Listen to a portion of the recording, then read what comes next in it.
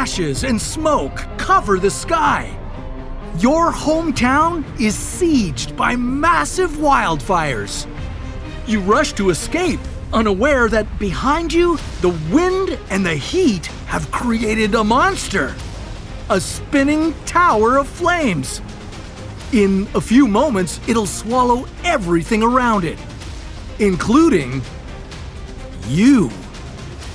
What can a fire tornado lift? What will its blistering temperatures do to you? And how could you possibly escape one of them? This is What If, and here's what would happen if you were sucked into a fire tornado. Technically speaking, a fire-nado isn't really a tornado.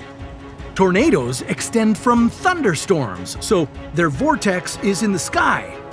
The vortex of a fire tornado, on the other hand, is formed by hot air on the ground. To do this, fire-nados need an intense source of heat, like a fierce wildfire. The air warms up, the surrounding flames begin to rise, and a low-pressure area forms around it. This causes even more air to rush in and fill the void. This column of hell then starts to rotate, pulling in embers, ash, and flaming hot gases. Ta-da! You've got yourself a fire tornado! Not that it's any good news. Sure, they look epic, but there's a long list of reasons why they're nicknamed fire devils. So, how big and strong can a fire-nado be? Fire tornadoes only last for about 20 minutes. They're also just a few meters wide. That's because height is more their thing. They can extend 10 to 50 meters into the air. And the hotter the fire, the stronger they get. Some wildfires have produced fire-nados over 1,000 meters tall. And their strength? Well, they can have wind speeds of over 193 kilometers per hour, all the way up to 240 kilometers per hour. They've been seen lifting all-terrain vehicles and a house with people still in it. Fire devils live short lives, but they all go out. And one of these is about to do some serious damage to your town. Now you'd be facing a scorching tornado taller than the tallest building in the world. And for the 20 minutes that it'll be around, this fire devil will spark havoc on the streets. Around you, roofs will be torn off houses, trees would be pulled out of the ground, and cars lifted from the pavement like toys. You'd need to duck and cover because smaller objects are now missiles darting through the air. Oh, and whatever the hot winds haven't snatched up could still burst into flames.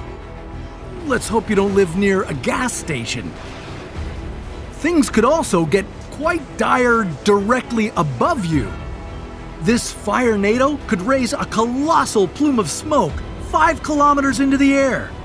If afterward you hear thunder, it wouldn't be your imagination.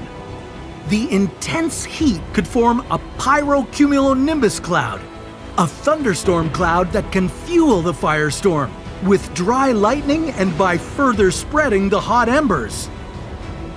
And guess what these are also known to generate? Yeah, more fire-nados.